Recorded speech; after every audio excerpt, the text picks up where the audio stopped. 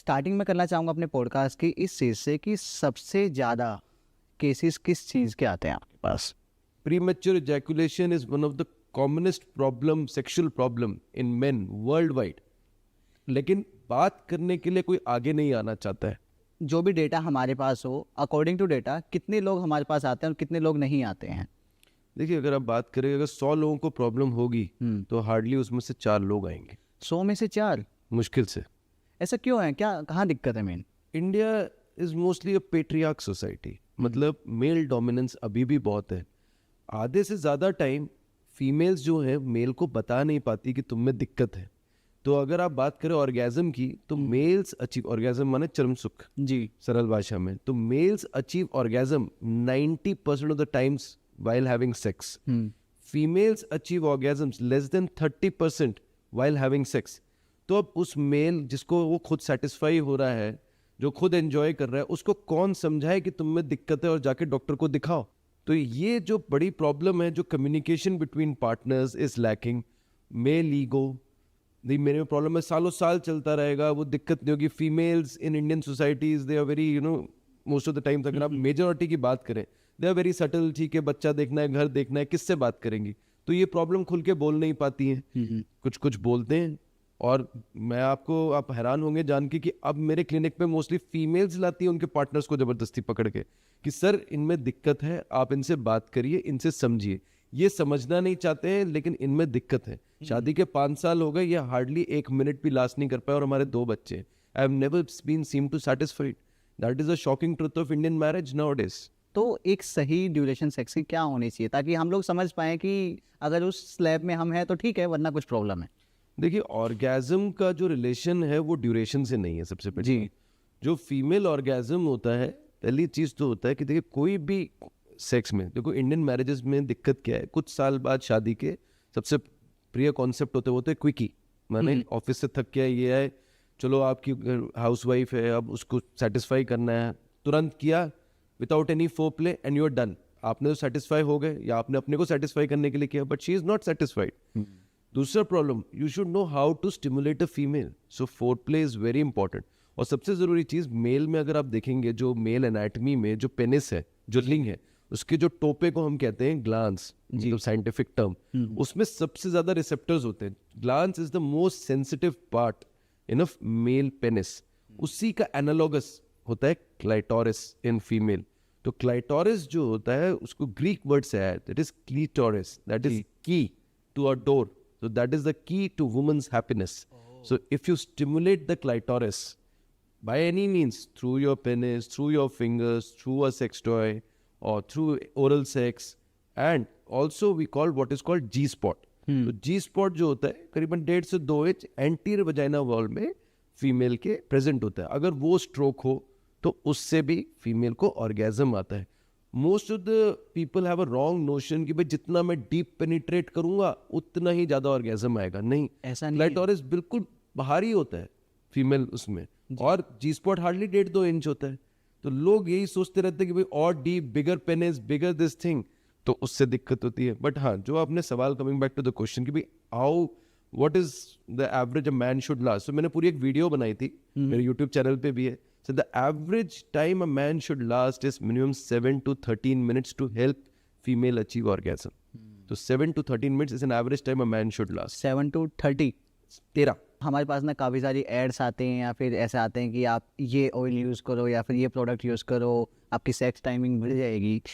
कितना सेफ है वो सब? देखिए, unfortunately the social media is an unregulated commodity जो हमारे भारत में, ठीक है, कोई उसमें रूल्स रेगुलेशन नहीं है, कोई कुछ भी प्रमोट कर रहा है. देखिए, मैं भी बोलता हूँ लोगों को पिनाइल मसाज करने के लिए, ऑयल से हो गया या एलार्जिनिन जेल से हो गया, इट इज़ गुड, बट उसका कॉन्सेप्ट समझिए.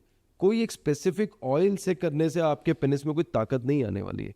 जो मसाज का तरीका है उससे फ़र्क पड़ता है. जैसे मसाज करना है, क्यों मसाज करना है, क्योंकि आप पेनिस को स्टिमुलेट कर रहे हो, मसल फाइबर्स को आप वो कर रहे हो, तो ब्लड सप्लाई खुल रही है.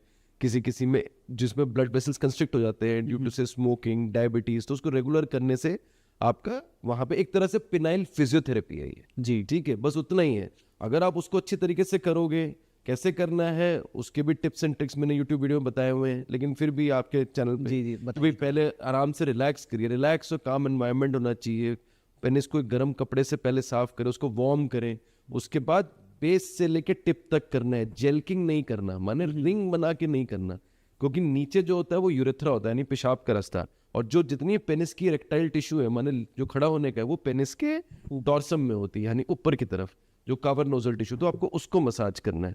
तो जेंटली बेस से लेके टिप तक उसको मसाज करें, सर्कुलर मोशंस में 8 से 10 मिनट तक करें। उसमें आप कोई भी नॉर्मल ऑयल आप यूज कर सकते हैं, नहीं तो एलार्जिनिन जेल्स अवेलेबल होते हैं, आप उसको यूज कर सकते हैं। उसके लिए कोई भी बहुत महंगा प्रोडक्ट मार्केट से खरीदने की कोई जरूरत नहीं। इसके अलावा ना जो लोग सबसे ज़्यादा सेफ समझते हैं कि शिलाजीत खाने से बॉडी में बाकी जो हमारी एनर्जी है या स्टेमिना वो भी बढ़ेगा और सेक्स भी बढ़ेगा हमारा, ये सच है?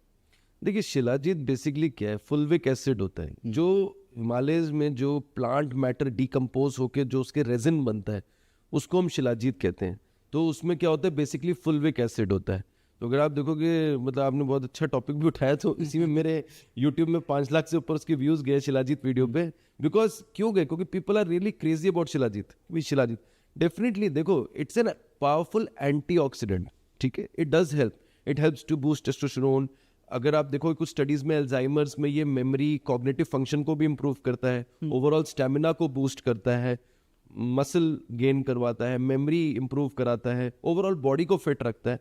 बट देखिए हर चीज समझना जरूरी है कि quantity of everything matters. Genuine product कहाँ से मिलेगा भाई, क्योंकि देखो अब ये क्या, लोगों को क्रेज हो गया शिलाजीत, तो हर कोई शिलाजीत बेच रहा है, कोई शिलाजीत गमी बना रहा है, कोई शिलाजीत कुछ बना रहा है। तो you should know what is good for you और कब तक लेना है। किसी भी सब्सटेंस का क्रॉनिक अब्यूज नहीं होना चाहिए, चाहे वो शिलाजीत ही क्यों ना, जिसको लोग नेचुरल समझते हैं। जी बिल्कुल, क्योंकि आप बना तो आप कोई हिमालय में जाके बटोर के तो नहीं ले रहे हो ना। अब उसमें कोई ये टेस्ट करके दिखा रहा है, स्ट्रेचेबिलिटी टेस्ट, कोई पानी में घोल के दिखा रहा है। देखिए कुछ भी चीज लीजिए उसको क्रॉनिकली मत लीजिए, क्योंकि कितना वो प्योर है ये कोई नहीं बता सकता है। How can one person have a good sex?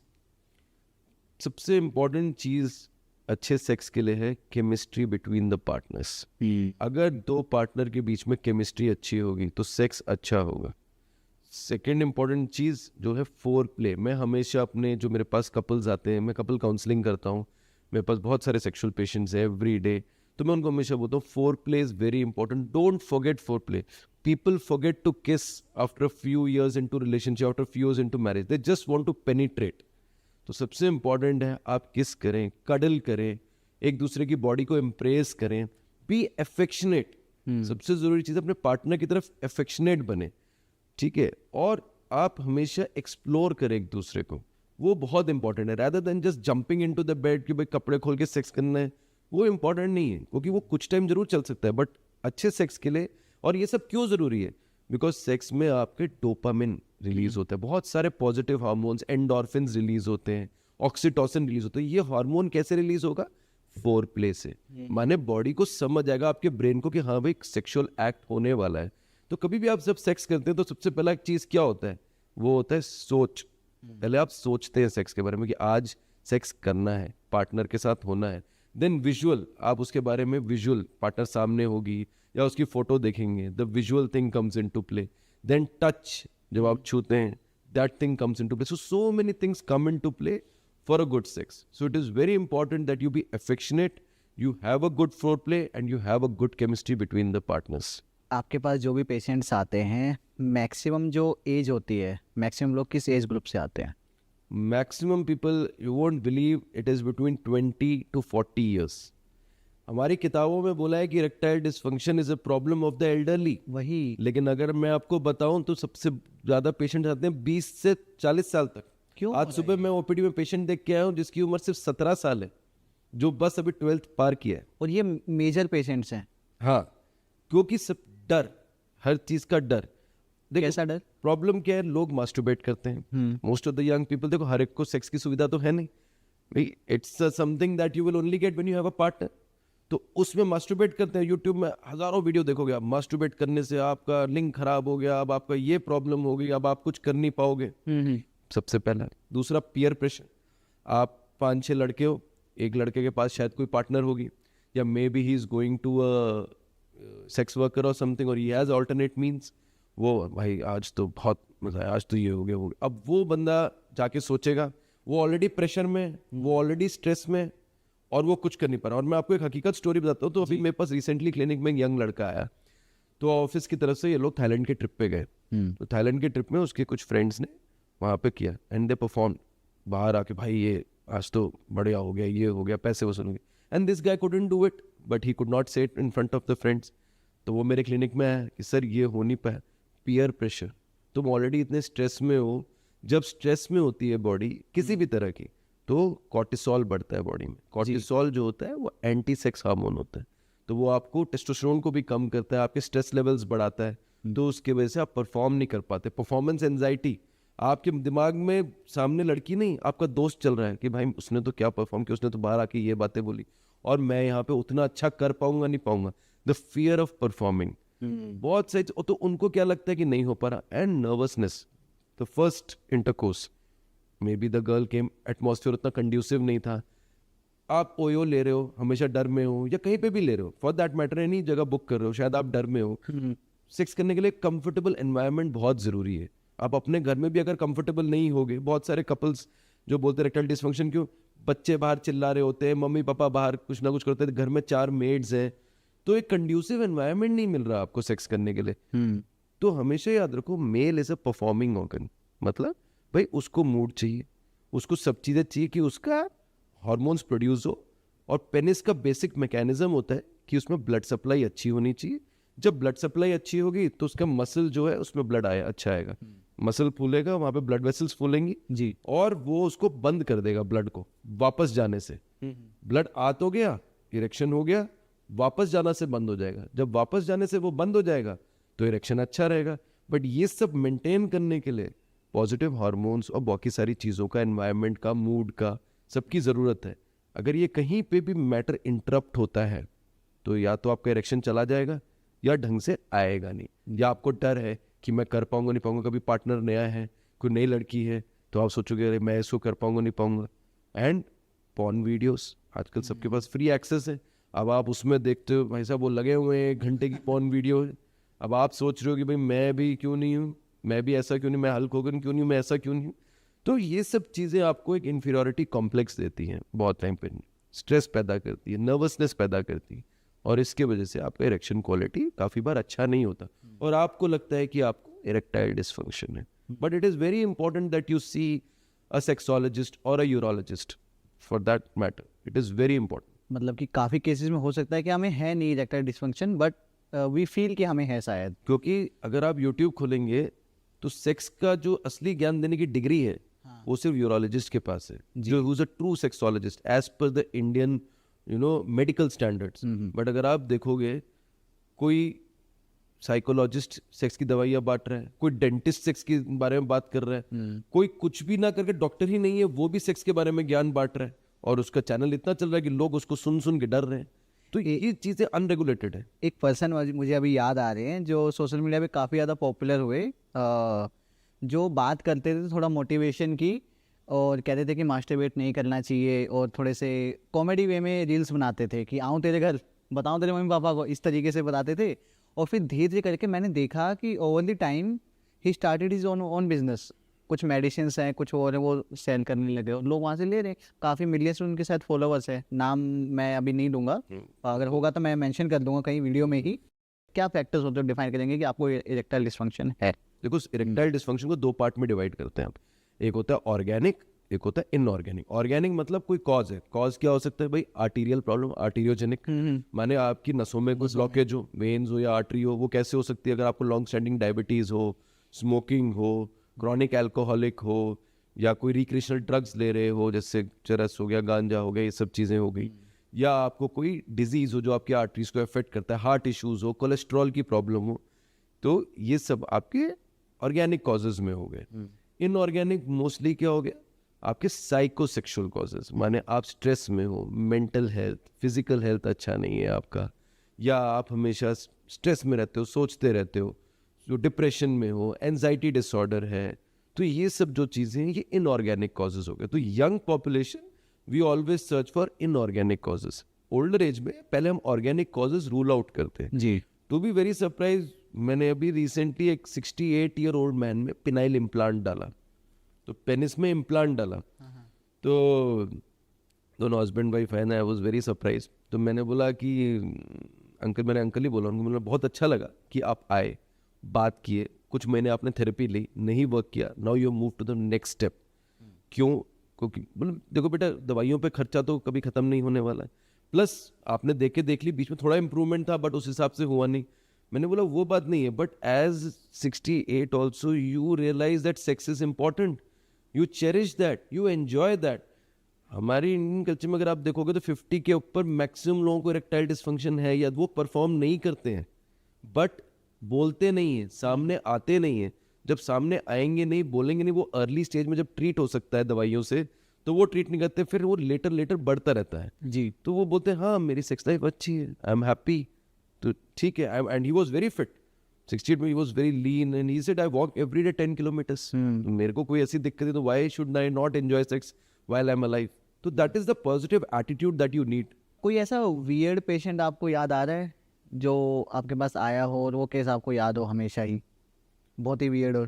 देखो वेट पेशेंट तो बहुत, देखो मैं सरकारी में भी काम किया था, तब तो चलो ये सब चीज़ें नहीं करता था। तो एक पेशेंट था, तब साइकेट्रिक वार्ड में था, तब हमें पता था, तो he had fantasy towards animal sex, तो उसने बकरी के साथ ही कर लिया था। तो उसके बाद उसको वहाँ पे पेनिस में भी कुछ दिक्कतें आ गई थी, अल्सर वल्सर बन गया था, सब बन गया था। तो ये देखो वियर्ड चीज़ें तो हमेशा आती रहती है। And you know but what is interesting in today's scenario is you know India is I think moving towards polygamy a lot. So it's not towards one partner but multiple partners. तो मेरे clinic में बहुत patient आते हैं जिनके multiple partners हैं, both males and females. Very surprising, and that is why I won't name, but जो लोग इस चीज़ को प्रमोट भी करते हैं, नॉट वेरी अनकॉमन, बट हाँ लोगों को लगता है कि भाई क्या इनकी ज़िंदगी बहुत ही डिफरेंट है, हमारी ऐसी क्यों नहीं है। बट आप अपनी सोसाइटी में आसपास देखोगे तो बहुत लोग आपको ऐसे मिलेंगे, बस वो है कि वो उस चीज़ से कमा रहे हैं और आप उस चीज़ को छुपा रहे हो, बस इतना ही फ़र्क है। 20 से 40 का जो एज ग्रुप है वो आते हैं आपके पास में, जिसका बहुत बड़ा रीज़न आपने बताया, एक तो प्रेशर होता है, दूसरा मास्टरबेशन जो है ना उसको ना बहुत ही एक टैबू बना दिया है, या फिर बताया गया तो बहुत बुरी चीज़ होती है। एक्चुअली में मेडिकल साइंस क्या कहता है इस बारे में?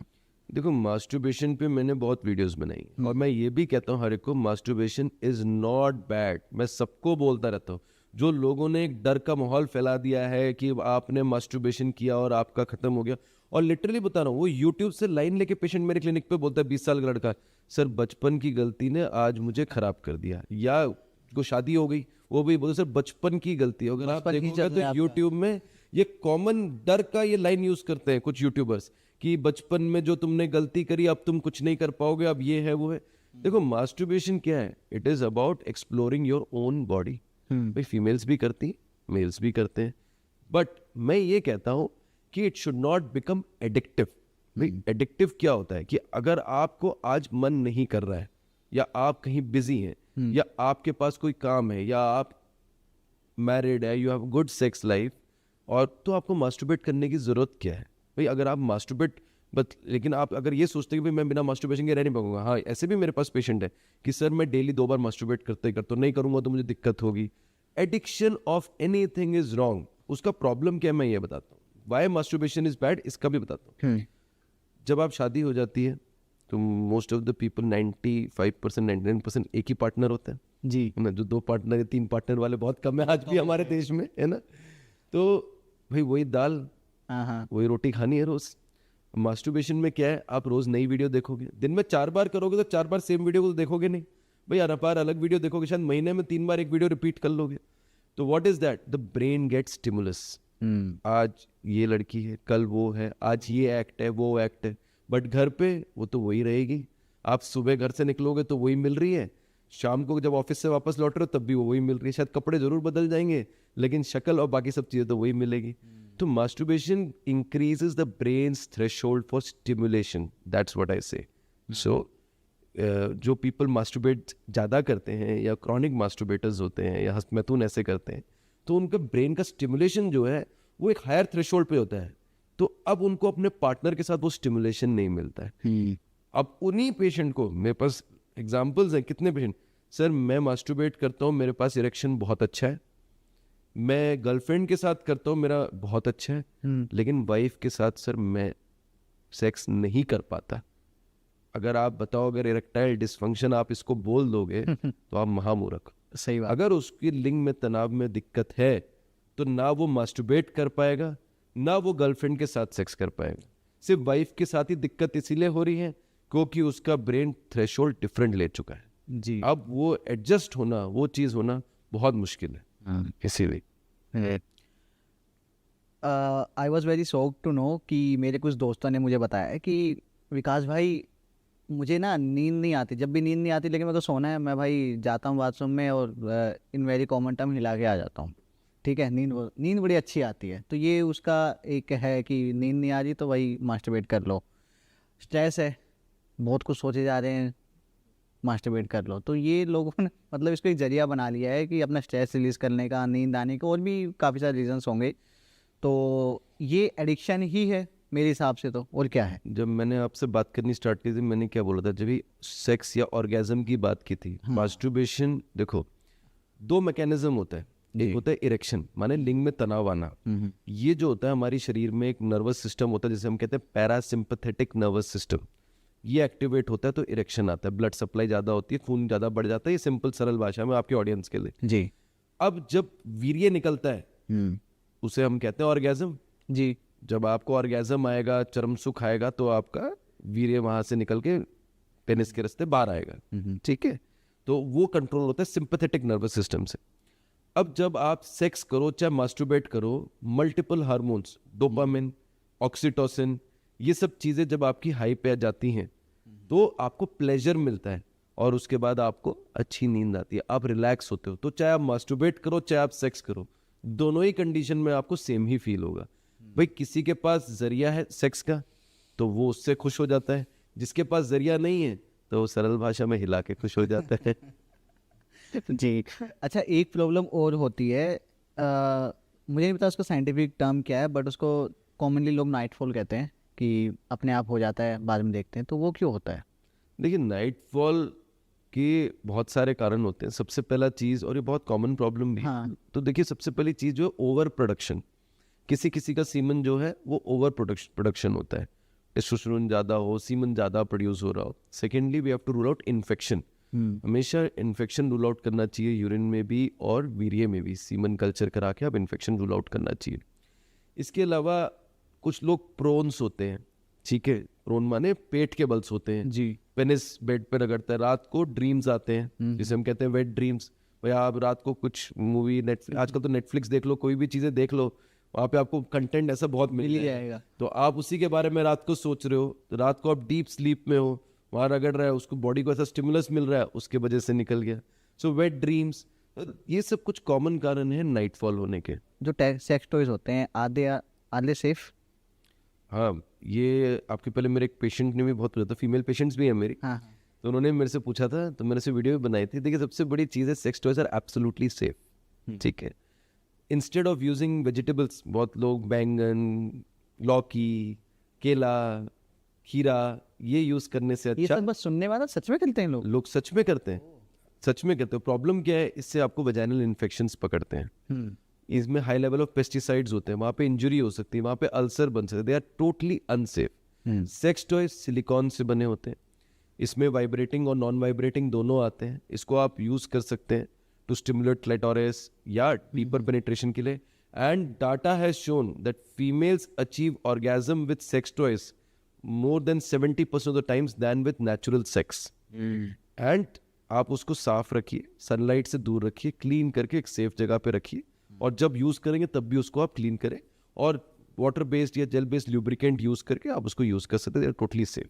जब मैं इस पॉडकास्ट के लिए रिसर्च कर रहा था, अपने कुछ दोस्तों को मैंने कांटेक्ट किया था ताकि मुझे कुछ पता लग सके क्या क्या नॉर्मल डाउट्स हो रहे हैं। तो एक दोस्त ने मुझे बताया कि विकास भाई, I am good without condom. Condom use करता हूँ तो भाई नहीं होता अच्छा से, बट विदाउट कॉन्डम में सही रहता है। तो क्या कॉन्डम का भी कोई रिलेशन है इससे। कॉन्डम बहुत ही कॉमन ये प्रॉब्लम है, तो पेशेंट्स बोलते भी हैं मेरे को कि भाई सर कॉन्डम के साथ जब मैं सेक्स करता हूँ तो नहीं हो पाता, लेकिन विदाउट कॉन्डम जब करता हूँ तो हो जाता है। देखो बेसिकली क्या होता है, दो चीज़ें हैं। कॉन्डम की थिकनेस पे मैटर करता है, ठीक है। Secondly some people are very sensitive to condom use, माने लेटेक्स एलर्जी हो गई या कुछ हो गया। थर्डली सिंपल सी बात है कि भाई सेंसेशन कम हो जाता है। एक कॉन्डम क्या है, एक मेम्ब्रेन है जो आपने ऊपर चढ़ा दिया, ठीक है, तो उससे आपका पेनिस का सेंसेशन, भाई रिसेप्टर्स जो भी जितने ग्लांस में नर्व्स हैं उसका स्टिमुलेशन कम हो गया, तो जब आप पेनिट्रेट कर रहे हैं अगर सेंसेशन कम होगा तो कुछ लोग एंजॉय नहीं कर पाते, तो उनका इरेक्शन क्वालिटी खराब हो जाता है। But I always say to all my patients, use condoms if you want to have safe sex. That is very important because STDs are very prominent in India, sexually transmitted disease, and condom is the way ahead. What is the first symptom of STD? देखिए sexually transmitted disease के multiple symptoms होते, usually आप मान के चलिए कि first symptoms आपके penis में सोरनेस आएगी, या वहाँ ब्लिस्टर बन जाएंगे, या वहाँ पे अल्सर हो जाएगा, ड्राइनेस हो जाएगा, कर्डी डिस्चार्ज होगा, डिस्चार्ज डिफरेंट कलर का, वाइटिश हो सकता है, ये this goes for females as well, whitish discharge, curdy discharge. तो मैं तो बहुत पेशेंट्स को do a very frequent to the spa centres और ये सब, मैं उनको बोलता हूँ भाई तो पहले चेक कर लेना, क्योंकि वो 2-3 बार है पेशेंट जो रेगुलर जाते हैं और आते भी है, फिर तो वो तो पहले चेक कर लेना कोई डिस्चार्ज तो नहीं है। So it can be both from, मतलब आदमी से भी और औरत से भी, curdy white discharge, yellowish discharge, greenish discharge, और यूरिन में जलन होना, पेशाब में जलन होना, माइल्ड फीवर होना, आपके अगर इन्फेक्शन ज़्यादा है तो लिम्फ नोड्स वहाँ के, मतलब वहाँ पे गांठें बन जाना, तो ये सब चीज़ें बहुत कॉमन है। तो क्लेमाइडिया हो गया, गोनोरिया हो गया, HIV हो गया, so these are some of the commonest sexually transmitted disease. In fact, unfortunately, 6 months back, मेरे पास एक young लड़का आया था who had started his engineering career and he was, suffering from HIV. All because we alcohol P के peer pressure में they had sex and end में condom खत्म हो गया था for him maybe, and he was very much aroused and he did without protection. दोस्तों ने तो कर लिया, but ठीक है, वही कहते हैं ना peer pressure, इसे ही कहते हैं, तैश तैश में हो गया, और बाद में उसको कुछ टाइम बाद उसको थोड़ा फीवर ये सब आने लगा, तो उसने किसी डॉक्टर को दिखाया होगा, तो जब उसने टेस्ट कराया तो उसमें HIV निकला। So message to be taken home is use protection always, with unknown partners, always use protection. जो STD होता है एक्चुअली में कितना खतरनाक हो सकता है?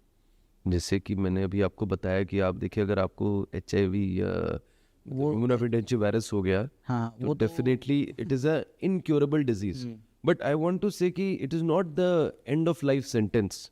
लोग डिप्रेशन में डेफिनेटली जाते हैं, बट देखिए HIV वायरस है जी, एड्स अलग है, it is acquired immuno deficiency syndrome, माने वायरस से धीरे धीरे धीरे आपकी जब इम्यूनिटी खत्म होगी तो आपको एड्स होगा। एड्स की वजह से आपको मल्टीपल बीमारियां पकड़ेंगी। मान लो आपको आज फ्लू का मौसम चल रहा है, तो आपको ये फ्लू आपको इफेक्ट नहीं करता, आपकी इम्यूनिटी स्ट्रांग है, बट एड्स में ये फ्लू आपके लिए जानलेवा हो सकता है।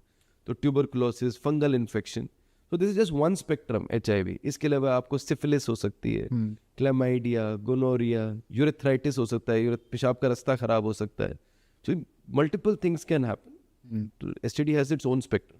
तो सिंपल टर्म्स में हमारी जो इम्यूनिटी होती है वो खत्म हो जाती है, कम हो जाती है बहुत ज़्यादा, बहुत जल्दी वो आपकी बॉडी की इम्यूनिटी को इफेक्ट करता है, CD4 सेल्स को इफेक्ट करता है HIV virus.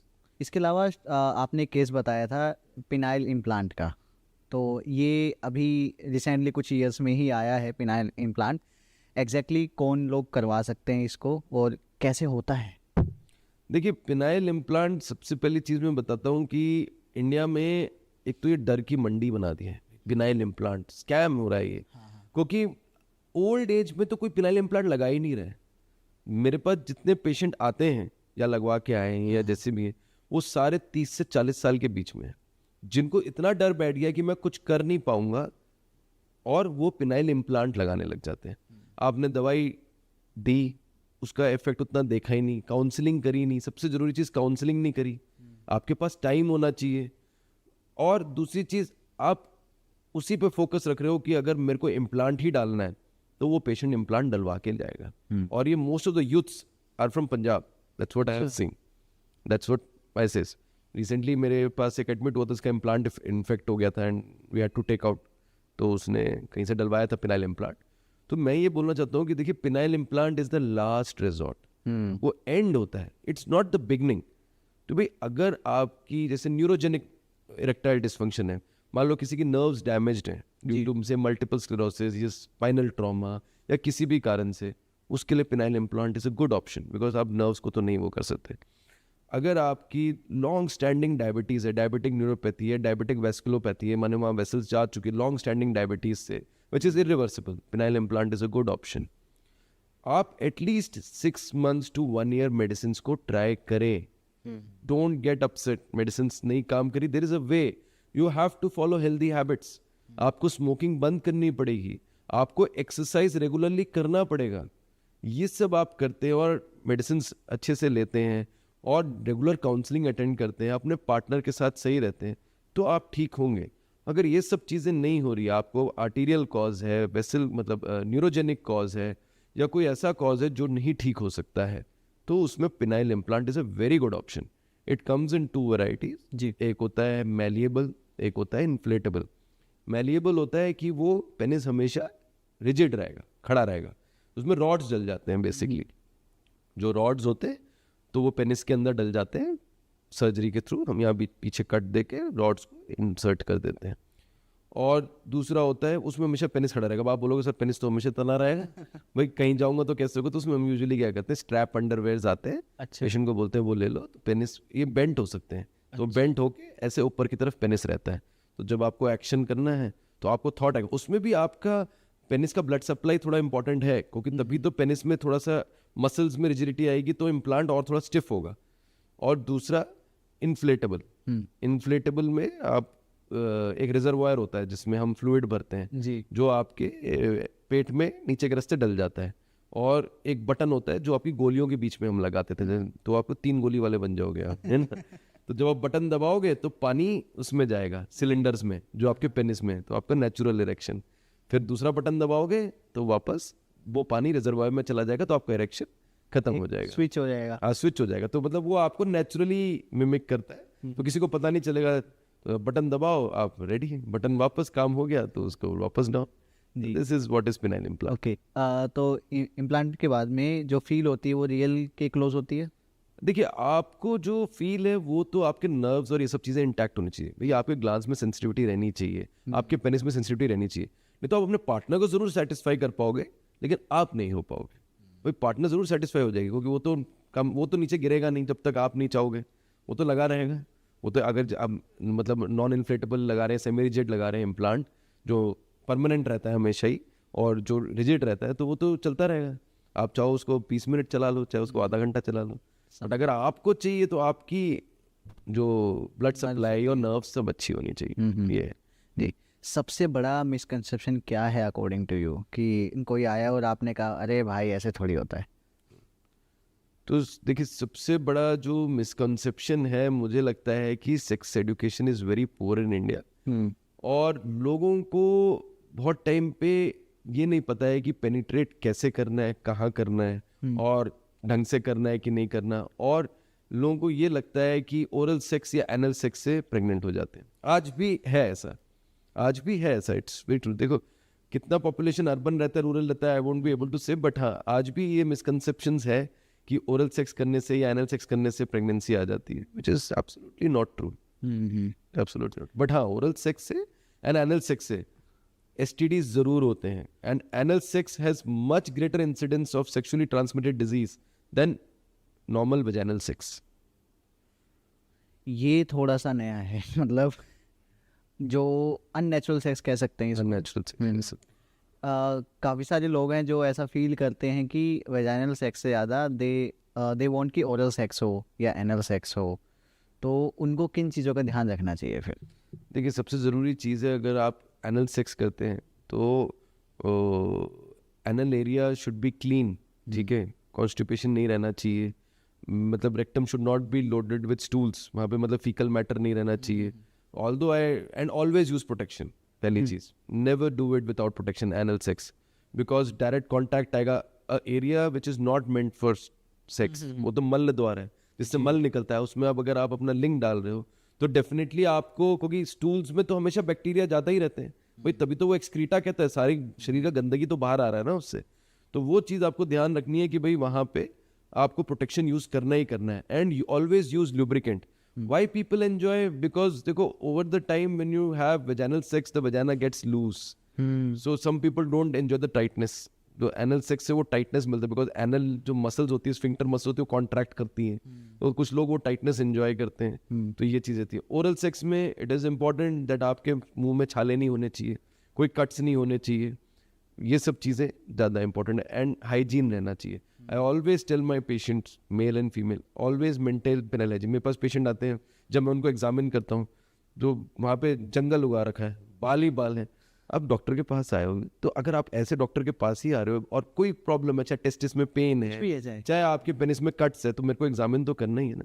So be well groomed out there, आपके पार्टनर के लिए भी तो अच्छा है, नहीं तो आपके बालों में वहाँ इन्फेक्शन होगा, उसकी वजह से आपके पार्टनर को भी पकड़ेगा, आपको भी पकड़ेगा, बाल तोड़ होंगे, तो बहुत सारी चीज़ें रहती हैं। तो ग्रूमिंग के से रिलेटेड ही कि हम कैसे अपने उस प्राइवेट पार्ट को क्लीन रख सकते हैं, क्या स्टेप्स उसके हो सकते हैं, क्योंकि काफ़ी लोगों को नहीं पता है एग्जैक्टली क्या करना है। देखिए, अगर कोई इंसान ब्लेड से करता है, तो मैं हमेशा कहता हूँ use and throw, never reuse the blade in the private part. आपने एक बार शेव किया, उस ब्लेड को फेंक दीजिए, उसको भूल जाइए। ये नहीं कि उसको 4 दिन बाद, 6 दिन बाद या 1 महीने बाद डेटॉल में घुला के फिर यूज कर लिया, दैट डेफिनेटली कॉजेज इन्फेक्शंस। आप ट्रिमर यूज कर सकते हैं, various trimmers are available in the market. The point is to keep the hair short, keep it nice and clean, क्योंकि अगर वहाँ पे कोई दाग आ रहे हैं या वहाँ पे कोई इन्फेक्शन, तो आप जल्दी पकड़ पाओ। आप वहाँ पे कोई गंदा स्मेल नहीं होना चाहिए। आप नहा के निकलते हैं तो प्राइवेट पार्ट्स को प्रॉपरली अलग टॉवल से ड्राई करें। मोस्ट ऑफ द पीपल वहाँ वेट होता है, वेट पे ही अंडरवेयर पहन लेते हैं, तो वहाँ पे क्या हो जाता है, आपको मॉइस्चर आ जाता है, फंगल इन्फेक्शन, जॉकिच हो जाता है, जैसे कहते हैं हम दाद, खाद, खुजली, बहुत सारी चीज़ें हो जाती हैं। आप अपने अंडरवेयर्स को चेक करें, अंडरवेयर्स के अगर रेशे खराब हो गए हैं, बहुत पुराने हो गए हैं, तो उसको फेंक दीजिए, नए को यूज़ करिए, क्योंकि इन्फेक्शन उनमें लर्क कर जाता है। And always wash underwears in fabric softener rather than with any harsh soaps. तो मैं हमेशा ये सब चीज़ें कहता हूँ। For females also the same thing goes. We keep your private parts clean and do not use any shampoos या कोई medicated soaps. It is not recommended. ये use साबुन नहीं के करनी है। नहीं, देखिए ये सब आपके जो प्राइवेट पार्ट है उसका एक नॉर्मल माइक्रोफ्लोरा है, माने वहाँ पे नॉर्मल बैक्टीरिया भी जीवित है। भाई हर एक का एक घर है, वो आपको हार्म नहीं कर रहे, वो आपके लिए अच्छा ही कर रहे हैं। जैसे आपके पेट के अंदर भी नॉर्मल बैक्टीरिया होते हैं जी। जो आपके पेट को प्रोटेक्ट करते हैं, भले उनका नाम बैक्टीरिया है, तो उसी तरह आपके वहाँ पे भी है। जब आप उनको मेडिकेटेड सोप यूज करते हो, मैं नेम नहीं लेना चाहूँगा, तो वो आप क्या करो, उनको मार रहे हो, क्योंकि वो डिफरेंशिएट नहीं करेगा, अच्छा बुरा वो सबको मार देगा। तो साबुन के नॉर्मल वाटर से धो सकते हैं, जैसे आपके ऊपर पड़ रहा है, बट साबुन लगा के वहाँ रगड़ना नहीं चाहिए। Same goes for females as well, वहाँ का पीएच खराब हो जाता है, जब पीएच खराब होगा तो वहाँ पे इन्फेक्शंस होंगे, ड्राइनेस होगी, तो ये सब चीज़ें होंगी। स्टार्टिंग में हमने डिस्कस किया था कि यूरोलॉजी में एक्चुअली क्या क्या चीज़ें कवर करते हैं, तो जिसका एक टॉपिक था इनफर्टिलिटी इन मेल्स। उसमें ना मेनली जो हम लोग समझते हैं एज अ कॉमन पीपल कि स्पर्म क्वालिटी होती है, स्पर्म काउंट होता है, तो एक इंसान कैसे, कोई तरीका है कि घर पे हम चेक कर पाएँ कि इस पर स्पर्म क्वालिटी हमारी सही है नहीं है, क्योंकि लोग डॉक्टर के पास आपको पता है कितने आते हैं। देखिए, घर पे तो आप स्पर्म क्वालिटी तो नहीं चेक कर पाओगे, बट हाँ, जो बेसिक मैं कहता हूँ कि स्पर्म जो वाइटिश टू ग्रेइश कलर होना चाहिए, उसमें कोई ब्लड यानी रेडनेस नहीं होनी चाहिए, ब्राउनिशनेस नहीं होना चाहिए, कोई भी और कलर नहीं होना चाहिए, whitish to light greyish colour होना चाहिए, क्वांटिटी 2 ml से ऊपर होनी चाहिए, ठीक है। और ये सब डिटरमाइन करता है क्वांटिटी बेसिकली। देखिए, स्पर्म इज 98% वाटर, तो आप अगर अच्छे से पानी पिएंगे, वेल हाइड्रेटेड रहेंगे, तो स्पर्म का प्रोडक्शन भी अच्छा रहेगा। ये तो एक पार्ट है, इसके अलावा बहुत सारी चीज़ें जो स्पर्म में हेल्प करते हैं, सेलेनियम, जिंक और ये सब चीज़ें अलग है, बट हाँ मेजरली पानी ज़्यादा रहता है। तो ये टेस्ट जो होती है लैब में होती है, और इसका जो पैरामीटर्स है ये WHO ने बनाया, वर्ल्ड हेल्थ ऑर्गेनाइजेशन ने, उसी के हिसाब से वो रिपोर्ट होती है जिसको हम चेक करते हैं। उसमें स्पर्म का काउंट्स कितना है, मोटिलिटी माने आगे जाने की क्षमता, जिसमें प्रोग्रेसिव मोटिलिटी हम देखते हैं जो 30% से ऊपर होनी चाहिए, वाइटैलिटी जीवित रहने की क्षमता, मॉर्फोलॉजी माने आकार, स्पर्म का एक हेड होता है, एक बॉडी होती है, एक पूंछ होती है, टेल होती है, तो ये सब चीज़ें कितनी नॉर्मल है, कितनी नॉर्मल, कोई पस सेल्स तो नहीं है, तो ये एक सीमन एनालिसिस की रिपोर्ट पे एक यूरोलॉजिस्ट एग्जामिन करता है। अनफॉर्चुनेटली हमारी कंट्री में प्रॉब्लम क्या है कि ये जो स्पर्म के बारे में जो ज्ञान है ये गायनेकोलॉजिस्ट ज़्यादा देती हैं, एंड्रोलॉजिस्ट ज़्यादा, तो सब लोग देखोगे तो दवा मेल को भी लिखती रहती हैं जी। आई थिंक बेसिक मैकेनिज्म कि male infertility is studied by an andrologist. Andrology is a sub division of urology, भाई हर कोई यूरोलॉजिस्ट पढ़ता है, बट किसी का इंटरेस्ट है, जैसे मेरा इंटरेस्ट है सेक्सोलॉजी में, एंड्रोलॉजी में, तो मैं ज़्यादा लेता हूँ.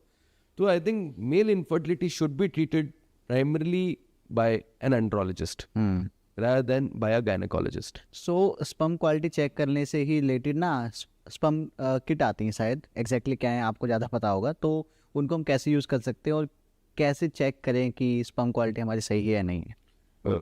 देखिए विकास, पहली चीज़ जो किट आती है, ठीक है, वो स्पर्म किट होती है जो घर पे लोग यूज़ कर सकते हैं. अब जैसे प्रेगनेंसी किट होती है, प्रेगनेंट, अब किसी को दिमाग आया कि मेल्स के लिए बना लेते हो तो उसने स्पर्म किट बना लिया.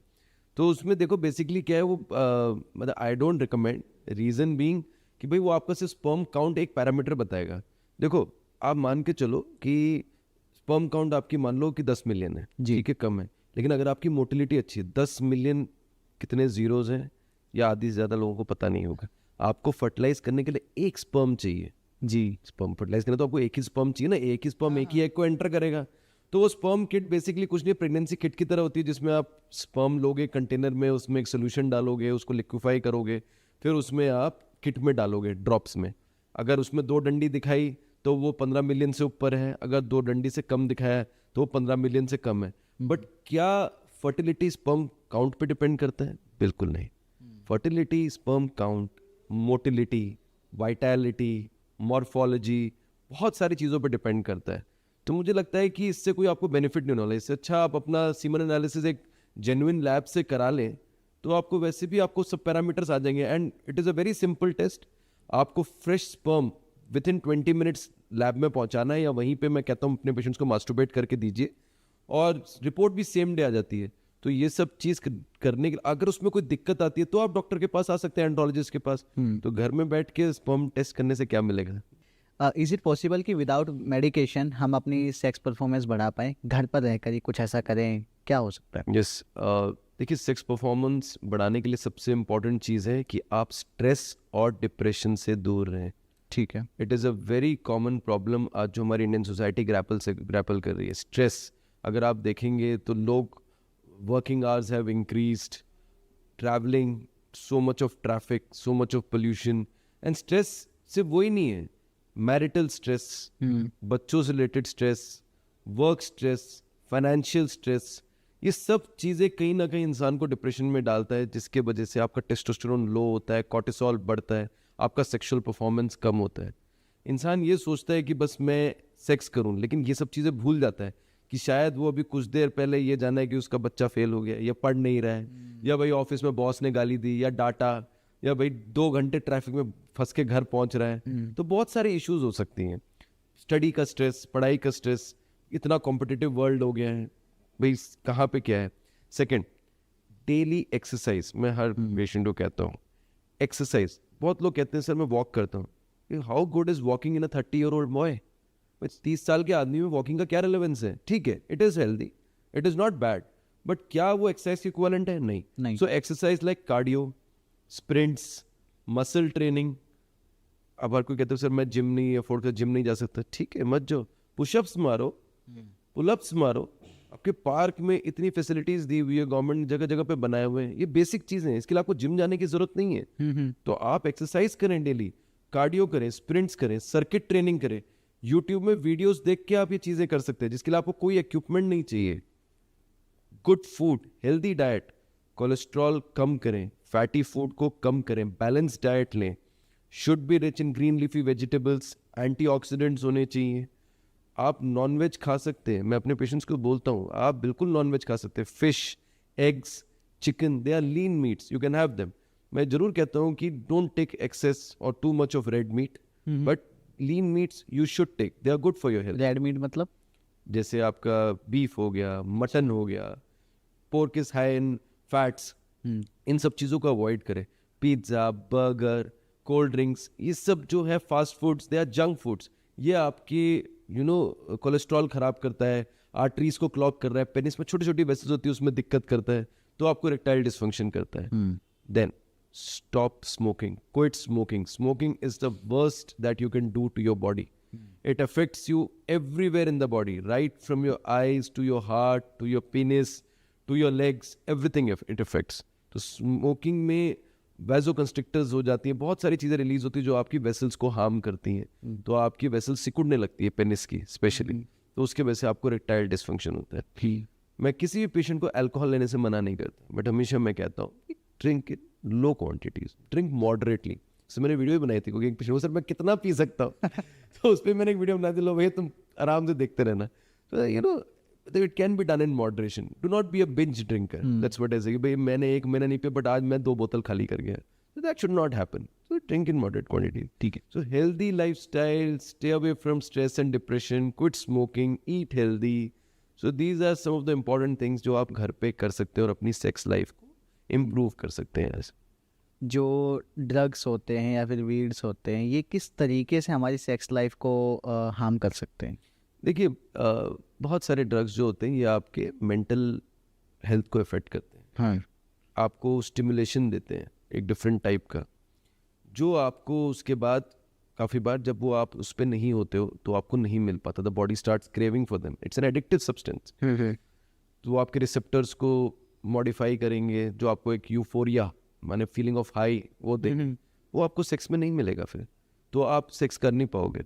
उसके अलावा आपके हार्ट को इफेक्ट करते हैं, आपकी छोटी वेसल्स को इफेक्ट करते हैं, तो इन सब से ये ड्रग्स आपको हार्म करते हैं। जी। इसके अलावा ना मैंने सुना है कि जो वर्कआउट करते हैं ना जो लोग, और खासकर बॉडी बिल्डिंग में हैं, उनको कहा जाता है कि जो आप स्टेरॉइड्स लेते हो या फिर जो भी सप्लीमेंट्स लेते हो ना, ये अभी लोगे तो अल्टीमेटली आपकी जो मेल फर्टिलिटी है ना वो इम्पैक्ट होगी उससे। ये सच है? बिल्कुल सच है, मेरे पास ऐसे बहुत बॉडी बिल्डर पेशेंट्स हैं जिनके लिए मतलब fertility is an issue. But देखिए वो बात समझिए, अगर आप बॉडी बिल्डर हैं तो आप सप्लीमेंट्स थोड़े लेंगे ही लेंगे, but it is very important to choose आप कौन से सप्लीमेंट्स लें। मार्केट में इतना मिक्सचर है, प्लस अनफॉर्चुनेटली प्रॉब्लम क्या है कि कोई रेगुलेटरी अथॉरिटी नहीं है। नहीं है। हमारे इंडिया में सबसे बड़ा प्रॉब्लम है ओवर द काउंटर ड्रग्स। ठीक है, आप आज मार्केट में जाओ कि भाई मेरे को आज सेक्स करना है, कोई दवा दे दे, वो आपको सीधा उठा के दे देगा दवा, सिल्डेनाफिल देगा या टडालाफिल देगा, वार्डेनाफिल देगा, क्या देगा, लेकिन वो दवा दे देगा। वो किसी बहुत सारे नामों से आती है जो नाम मैं नहीं लेना चाहता आपके चैनल पे, बट आप रैम्पेंट यूज़ हो रहा है। बॉडी बिल्डिंग भी लोग समझते नहीं है, वो अपने को स्टेरॉइड से ठोक रहे हैं, एनाबॉलिक चीज़ें यूज़ कर रहे हैं, क्रिएटिन पे क्रिएटिन लिए जा रहे हैं, multiple things, unregulated supplement use, unregulated injection use, anabolic steroids हो गए, तो इन सब से डेफिनेटली आपका टेस्टोस्टेरोन लगाते हैं। आपको पता है testosterone is very important for sperm production, but अगर आप टेस्टोस्टेरोन का इंजेक्शन लेंगे तो वो आपका स्पर्म प्रोडक्शन धीरे से जीरो कर देगा। यही मैकेनिज्म है बॉडी का, जो बॉडी बना रही है वो उसके लिए जरूरी है, लेकिन अगर आपने बाहर से लिया तो आपका एक ब्रेन में एक एक्सेस होता है, हाइपोथैलेमिक पिट्यूटरी एक्सेस, तो वहाँ पे स्टिमुलेशन देता है कि ज़्यादा हो गया टेस्टोस्टेरोन, वो तुरंत उसका प्रोडक्शन खत्म करके आपका सीमन जीरो हो जाता है, सीमन स्पर्म जीरो हो जाता है।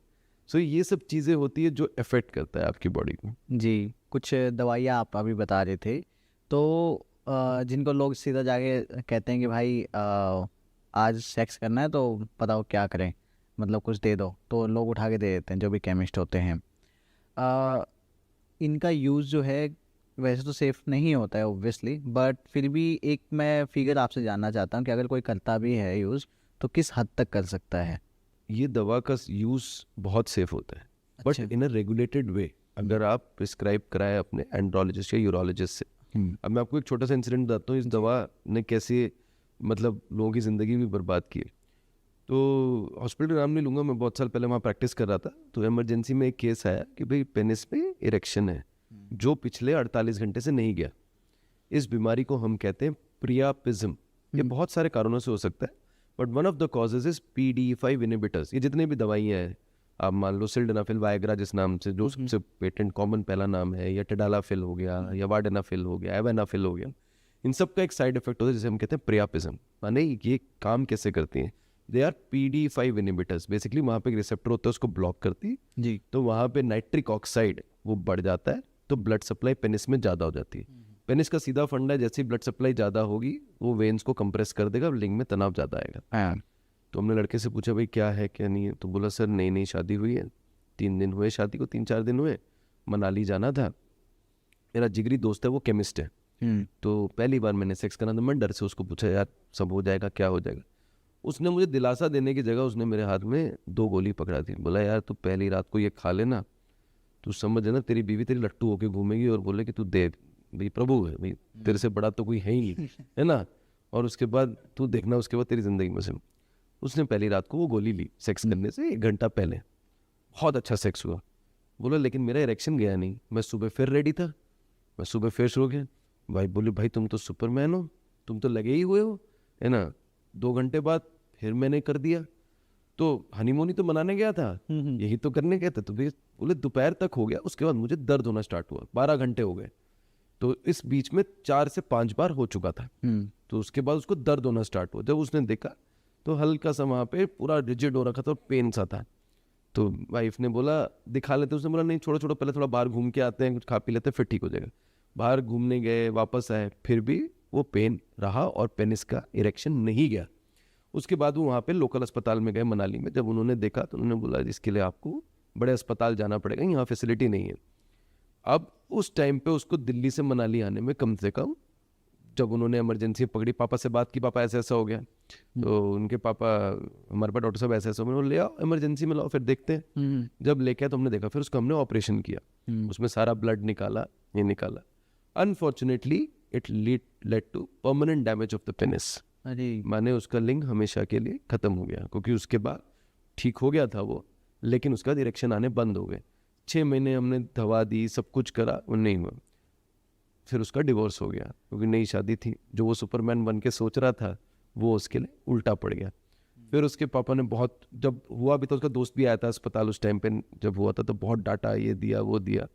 लेकिन कौन इसको रेगुलेट करेगा? क्या है कोई गवर्नमेंट बॉडी? आप आज भी जाएं केमिस्ट के पास, चाहे अपने बच्चे को लेके 2 महीने का, उसको बोलो उसके पेट में दर्द है, आप दवा दे दो, वो आपको बोल देगा ये ले लीजिए सिर्फ 2 ml का।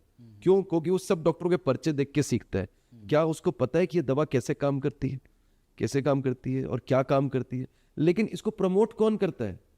हम लोग, हम सारे भारतीय, जो जाके रैम्पेंटली दवा पूछते हैं, जो एक डॉक्टर के परामर्श के लिए शायद 500 से 1000 रुपए खर्च नहीं करना चाहते, लेकिन गोलगप्पे या बर्गर में वही 1000 रुपए ले दे देंगे। तो उसने मैकेनिज्म नहीं समझा दवा का। फिर उसका हमने 2 साल बाद, वो बहुत मेंटली डिप्रेस्ड हो गया था, ये सब हो गया था। फिर 2 साल बाद हमने उसका पिनाइल इम्प्लांट डाला। फिर शायद दूसरी शादी हो गई होगी। तो मैं हमेशा कहता हूँ, देखो ये दवा सेफ होती है, but only when you know how to use, regulated use and monitored and supervised by an andrologist. और कौन सी दवा आपके लिए बनी है ये भी जानना जरूरी है, और किस डोज में बनी है, और कब लेनी है, और किसके साथ लेनी है। तो बहुत सारे पैरामीटर्स हैं ये चीज़ के। आपके हिसाब से सेक्स जो है क्या एक मेजर प्रॉब्लम है डाइवोर्स रेट के पीछे? देखिए, अब जो यंग जनरेशन है, जेनजी कपल्स हैं, डेफिनेटली उनके में है, बिकॉज उनके में अवेयरनेस ज़्यादा है। They are more educated, they are very aware. तो उनको पता चल जाता है कि भैया इसमें दिक्कत है, शादी के कुछ टाइम में ही पता चल जाता है। इसीलिए मैंने एक वीडियो भी निकाली थी जो अवेयरनेस डालेंगे, pre marital health checkup for man.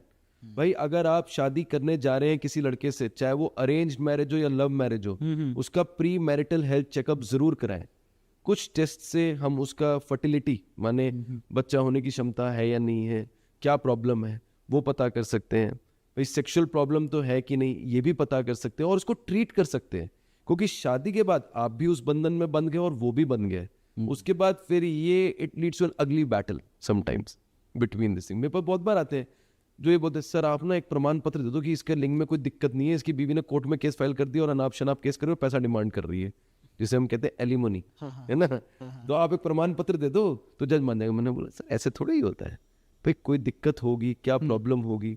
बाद में उसी की बीवी को उसके दूसरे फादर लेके आते हैं कुछ दिनों बाद कि सर देखो शादी हुई, ये तो पेनिट्रेट ही नहीं कर पा रहा, सेक्स कर ही नहीं पा रहा, ये पास भी जाती है, सब कुछ करके देख लिया लेकिन कुछ हो नहीं रहा, तो आप इसका टेस्ट करें और बताएं कि ये नपुंसक है। बहुत सारी चीजें। अच्छा, नपुंसक ये भी एक बहुत बड़ा मिसकंसेप्शन है, लोगों को पता ही नहीं एग्जैक्टली होता कौन है, कैसे पता लगे कौन होता है? देखिए बेसिकली तो आप अगर देखेंगे तो इसमें आपका, अगर आपको इरेक्शन, इरेक्टाइल डिसफंक्शन, ईडी की प्रॉब्लम है, आप इम्पोर्टेंट है, माने आप सेक्स नहीं कर पा रहे, inability to penetrate and have sex is called impotence. भाई अगर आप पेनिट्रेट नहीं कर पा रहे हैं और सेक्स नहीं कर पा रहे हैं तो वो इम्पोर्टेंस है। और एक होता है कि आप बच्चा नहीं कर पा रहे, वो आप इनफर्टाइल हैं. So these are two different terms. आप हो सकते हो कि आप इम्पोर्टेंट हो बट आप फर्टाइल हो, क्योंकि काफ़ी बार मान लो आपका लूज भी है, आपने वजाइना के बाहर ही आपने वीर्य छोड़ दिया, तो वो तो अंदर तैर के जाके प्रेग्नेंट कर ही सकता है. तो दैट इज समथिंग डिफरेंट. और हो सकता है कि आप पोटेंट हो बट इनफर्टाइल हो, माने आप सेक्स कर सकते हो लेकिन बच्चा नहीं हो पा रहा क्योंकि आपकी वीर्य में दिक्कत है, या एजोस्पर्मिया है, वीर्य नहीं आता, उसमें है नहीं, स्पर्म नहीं है, ये चीज़ है. तो इन सभी चीज़ों का इलाज तो है. बिल्कुल है, बिल्कुल है. अभी रिसेंटली एक और पॉडकास्ट हमारा हुआ था, आई एम नॉट श्योर जब तक हमारे ये पॉडकास्ट आएगा तब तक वो आ चुका होगा शायद. उसमें एक ट्रांसजेंडर थे जिन्होंने अपना क्या कहते हैं उसको, ऑर्गन जो इम्प्लांट होता है वो करवाया, यानी चेंज करवाया. फीमेल हैं अभी वो पूरी तरह से. तो उनसे तो मैंने नहीं पूछा, but you being a doctor, A urologist, आप शायद ज़्यादा अच्छे से बता पाएंगे कि एग्जैक्टली जो सेक्स चेंज होता है, जेंडर चेंज जिसको कहते हैं, जेंडर जो चेंज होते हैं, वो केसेस कितने हो रहे हैं इंडिया में, या फिर किस तरीके से होते हैं जेंडर चेंज जो ऑपरेशन होता है. Very rampant in India. क्योंकि अब जो है इंसान को ये अपने अंदर ही अवेयरनेस आ गई है कि भाई मेरा अस्तित्व क्या है. भाई am I a female in a male's body or I am a male in a female's body. और data literature is freely available on the internet. तो सरल भाषा में ये है कि भाई जेंडर चेंज करने के लिए सबसे पहली जरूरी है कम से कम 6 महीने से 1 साल की काउंसलिंग, जो बहुत जगह नहीं हो रही है, और रैम्पेंटली जेंडर चेंज हो रहे हैं इंडिया में बिना काउंसलिंग. आज आपको लगा कि मैं शायद लड़का हूँ लेकिन नहीं, मेरे को तो लड़की होना चाहिए था, या मैं ऐसा, मतलब आप ऐसा फील करते हैं, तो आपको ज़्यादा टाइम नहीं लगेगा. डॉक्टर ढूंढ के वो आपका बेसिकली करना क्या, बॉबिटाइज बॉडी में, भाई आपका पेनिस निकाला, टेस्टिस निकाला, वहाँ पे हल्का सा वजाइना बना दिया, ठीक है, थोड़ा सा ओपनिंग करके हम क्या करते हैं, वजाइना बना सकते हैं. तो इंसर्शन के लिए तो पेनिस और वो निकाल दिया, कैस्ट्रेट कर दिया, और उस टाइम पे आपकी हार्मोनल थेरेपी और ये सब चल के तो आपको कन्वर्ट कर दिया. Female to male is a partly a tough job, because आपको पेनिस बनाना है जी. पेनिस बनाने के लिए हम फीमेल की लेबिया यूज़ करते हैं, उसमें इम्प्लांट लगाते हैं, वहाँ पे भी इम्प्लांट लगाते हैं, तो वो आप कर सकते हो. बट देखिए ये दोनों चीज़ें, चाहे आप मेल टू फीमेल बने या फीमेल टू मेल बने, एक्सटर्नल जेनिटेलिया आप कर सकते हैं, but yes you can not conceive.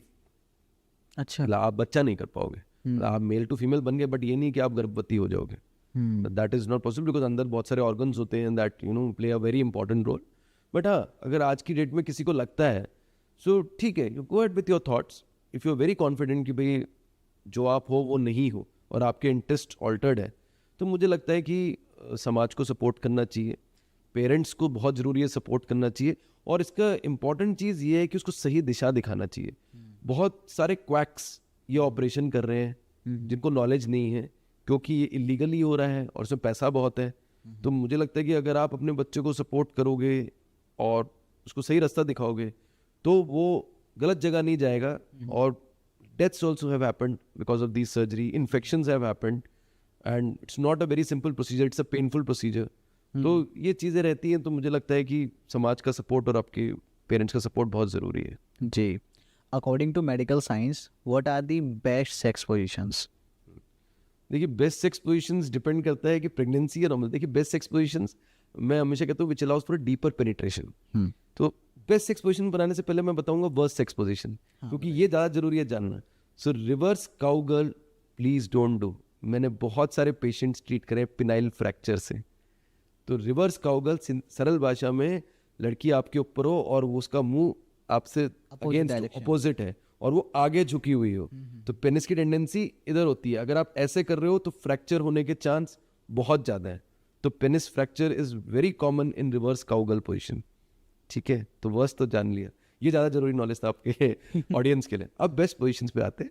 तो विच अलाउज डीपर पोजीशन, तो मिशनरी पोजीशन में आप कर सकते हो, woman on top but definitely facing you, knee elbow या डॉगी स्टाइल आप हो गए, या lotus position also allows for deeper penetration. So these are some good positions in which you can have sex.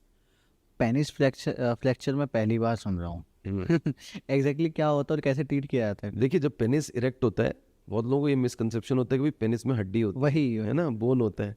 उसे कहते भी क्या है इंग्लिश में, बोनर कहते हैं ना, लेमैन टर्म में, English layman term is boner. Are you having a boner? So उसी तरह people think it's a bone but it's not. वो इतना ब्लड सप्लाई और मसल्स इतनी रिजिड हो जाती है कि वहाँ पे वो बिल्कुल इरेक्शन, तभी तो आपको हार्ड लगता है पेनिस, ये तभी हार्ड है बहुत। तो उस हार्डनेस में अगर वो कहीं मुड़ गया तो उसमें फ्रैक्चर होता है। फ्रैक्चर क्यों कहते हैं? क्योंकि वो सिमिलर टू बोन की तरह होता है, उसमें मसल टीयर हो जाता है पूरा, यूरेथ्रा भी टीयर हो सकता है, फिर उसकी सर्जिकल रिपेयर होती है। तो एक तरह से जैसे बोन टूटता है वैसे आवाज आती है करके अच्छा। पेनाइल फ्रैक्चर में। यस, तो ये बहुत बहुत ज़्यादा बहुत पेनफुल प्रोसीजर होता है। पेनिस में स्वेलिंग आती है। अगर आपको इनमें से कुछ भी है तो यू कॉन्टैक्ट। अभी मेरे पास रिसेंटली एक यंग लड़का आया था, who had sex with a prostitute, और उसको पेनिस फ्रैक्चर हुआ। बट अनफॉर्चुनेटली इंडिया में सबसे बड़ा प्रॉब्लम है अवेयरनेस नहीं है किसके पास जाना है। वो गया एक फिजिशियन के पास जो उसको एक हफ्ते से दवाई दे रहा है, उसका पेनिस फूला जा रहा है, फूला जा रहा है, फूला जा रहा है। और जब हमारे पास आया तो हमने सर्जरी करी, but it was too late, काफ़ी हद तक डैमेज हो चुका था उसका पेनिस। तो it is very important that everyone remembers भाई male genitalia is to be treated by urologist.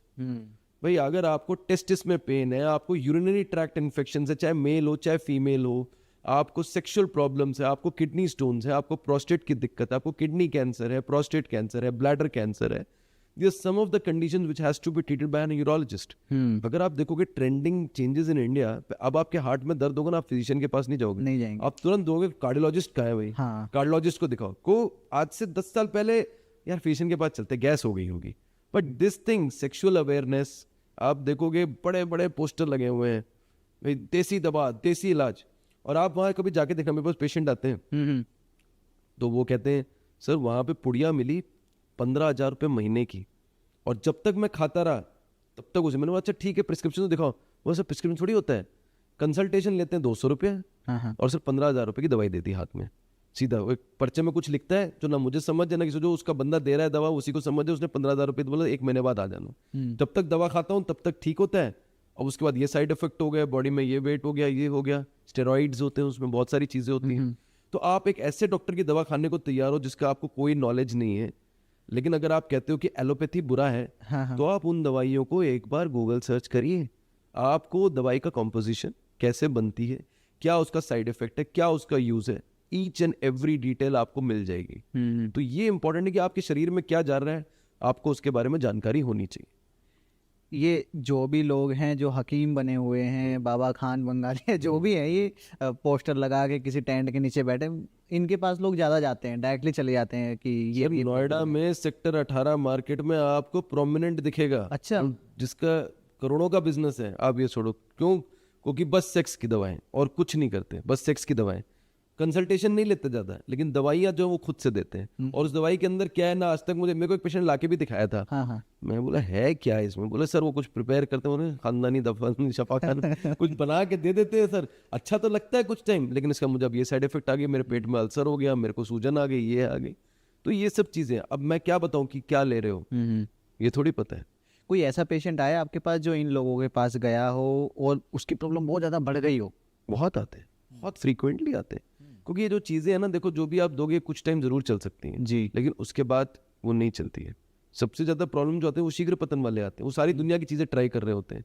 लेकिन मैं एक चीज़ बताना चाहता हूँ शीघ्र पतन वालों के लिए, premature, the best thing is do Kegel exercises every day for 30 minutes, that is pelvic floor muscle strengthening exercises, जो आप बैठे बैठे भी कर सकते हैं। जैसे मैं बैठा हूँ, पैरों के बीच में तकिया दबाया, उसको 10 तक गिना, लेटे हुए ऐसे बहुत सारे, लैटिन का रास्ता टाइट किया, 10 तक गिना, ये बट रिपीटेड इंटरवल्स में करना है। क्योंकि ये बेसिक कॉन्सेप्ट लोग समझते नहीं है। वो कहते हैं सर मैंने कीगल किया लेकिन मुझे कोई फर्क नहीं पड़ा। अरे किया कैसे? आप जब जिम जाते हो, आप बाइसेप्स बनाते हो, चेस्ट मारते हो, तो क्या आप 10 बार करके डंबल रख के आपके बाइसेप्स आ जाएंगे? नहीं, आप 4 सेट मारते हो, 8 से 10 रेप्स ईच जी, और उसके बाद एक एक्सरसाइज नहीं बाइसेप्स की, 5 एक्सरसाइज करते हो, तो आपके डोले बनते हैं, जैसे आप कहते हो डोले जी। तो कीगल एक्सरसाइज अगर आप 1 2 3 4 5 6 7 8 9 10 काउंट करो तो कैसे होगा?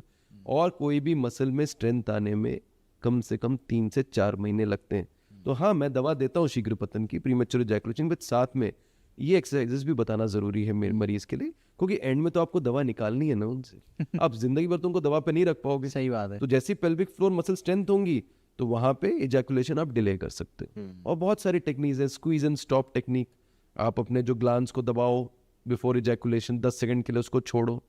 माइंड डाइवर्जन टेक्निक, जब आपको ऑर्गेजम आ रहा है तो उस टाइम पे आप कहीं और फोकस लगाओ, तो वो भी, उससे भी आप कर सकते हो। Some of the techniques, position change कर लो, these are some of the techniques that you know help in premature ejaculation या शीघ्रपतन। It is more about mindset, मतलब हम कंट्रोल कर सकते हैं अपनी सेक्स। बिल्कुल कर सकते हो, क्योंकि कुछ लोगों का सबसे बड़ा प्रॉब्लम जो होता है वो ग्लांस हाइपर सेंसिटिविटी होता है। अगर मैं आपको एक चीज बताऊं कि मैं on an average every month कम से कम 40 से 50 खतने करता हूँ। खतना समझ आता जी, है, जी। सरकमसिजन, हाँ हाँ और जिसमें मान लो 50% इन्फेक्शन की वजह से होते हैं, हाँ। बट 50% जो होते हैं वो शीघ्रपतन के लिए भी होते हैं।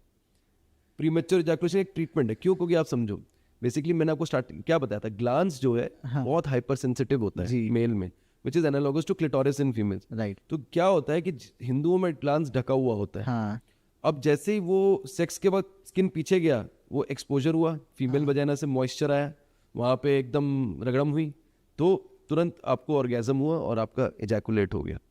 जब आपका ग्लांस एक्सपोज्ड रहेगा, मोस्टली आपका ग्लांस एक्सपोज, तो उसकी सेंसिटिविटी कम हो जाएगी, तो प्रीमेच्योर इजैकुलेशन कम हो जाएगा। भाई वो हमेशा टच हो रहा है आपके अंडरवेयर से, आपके कपड़ों से, तो आपके लिए जब सेक्स हो रहा है तो कोई नई चीज नहीं है, बहुत ज्यादा कोई डिफरेंस नहीं है, तो आपका जो सेंसिटिविटी है वो कम हुई, तो उसके वजह से भी डिले हो सकती है। दो I don't say it is a treatment पर से, बट हाँ सम स्टडीज हैव कोटेड कि भाई सिवियर प्रीमेच्योर इजैकुलेशन तब कहते हैं जब आप वजाइना में इजैकुलेट करें less than 2 minutes during your sex time, ठीक है। सिवियर कहते हैं जब लेस देन 1 मिनट हो, तो बहुत लोगों को उसमें हेल्प होता है। जब भी किसी का मैं, बहुत लोग मेरे पास आते हैं तो उनका पेनिस कभी खुला ही नहीं होता, वो ये कहते हैं सर हमारा कभी खुला ही नहीं, हमारा कभी ये हुआ ही नहीं, बचपन से ऐसा ही है, और ये सब कॉजेज होते हैं आपके रिकरेंट पेनिस में इन्फेक्शन के, पिनाइल कैंसर के, तो ये सब चीज़ें भी रहती हैं। तो दिस इज़ वेरी इंपॉर्टेंट कि आप चीज़ें जाननी चाहिए। तो क्या मैं ये चीज़ कह सकता हूँ कि जो खतना होता है या सर्कमसिजन होता है, ये साइंटिफिक टर्म्स में मेडिकल साइंस इसको सही मानती है? इट इज़ बेनिफिशियल, मैं हमेशा कहता हूँ it is good and it is beneficial, it is good for health, it is not wrong to do. हाँ, maybe for religious reasons you don't want to do it, that also is perfectly normal. कोई ऐसी बात नहीं, compulsion नहीं है आपने कराना है, बट अगर कोई कराता है तो it is good for phenyl hygiene, क्योंकि देखो आपका जो ग्लांस होता है उसके पीछे से सिक्रीशंस आती है जिसे हम कहते हैं स्मेग्मा। बहुत लोग पीछे करके साफ करते हैं, बहुत लोग नहीं साफ करते हैं। अगर आप देखोगे तो आप पेशाब कर रहे हो, उसके बाद आपका स्किन आगे आ रहा है, तो पेशाब 2 बूंदे रह जाती है। हाँ हाँ। आप उसको हर बार, आप पब्लिक प्लेस में हो, मान लो मॉल में आपने टॉयलेट यूज किया, तो आप जाके तो वॉश बेसिन में अपना पेनिस नहीं धो सकते ना, तो उस सब कारणों की वजह से circumcision is a good thing to do. जी। Okay, so what are some natural ways to improve libido? देखिए, natural ways to improve libido is exercise, good food, healthy food, cut down on saturated fats and cut down on junk foods, quit smoking, lead a healthy lifestyle. Your mental health has to be good. These are some of the important things.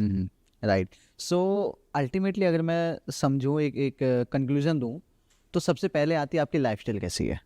उसके बाद अगर आपको problems है तो then you can consult a doctor, urologist, जो भी आपको सही लगे। इसी बात पे सही, मैंने बोला सही लगे, एग्जैक्टली वो सही कौन पर्सन होगा हमारे लिए, कैसे पता लगेगा, किसके पास जाना चाहिए हमें? देखो, सिंपल सी चीज़ है, अगर आपको लगता है कि मेरे लिंग में अर्ली मॉर्निंग इरेक्शन नहीं आ रही, मॉर्निंग वुड, ये बहुत ही इंपॉर्टेंट साइन है आपकी सेक्सुअल वेलबींग का। आपके सुबह सुबह लिंग में तनाव आना चाहिए, and it should be more than at least 3-4 times per week. जी। तो आपके सुबह सुबह जब आप नींद से उठते हो, देखो ना, अर्ली मॉर्निंग वुड कहते हैं, तो वो इरेक्शन आना चाहिए, वो आपके लिए हेल्दी है।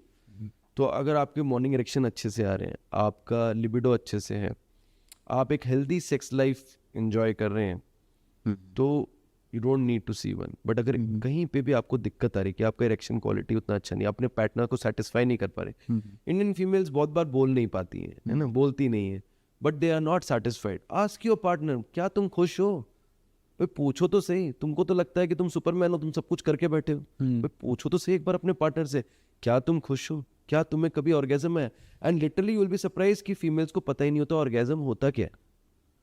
भाई उनको लगता है कि हाँ यही है, बस इतना ही है, दे डोंट नो। बट हाँ, जब 5 फीमेल्स बैठ के बात करेंगे तो शायद तब उनको रियलाइज होता है, यार ये तो मैंने कभी एक्सपीरियंस ही नहीं किया, शादी के 10 साल हो गए। So this is what is important, that you discuss with your partners.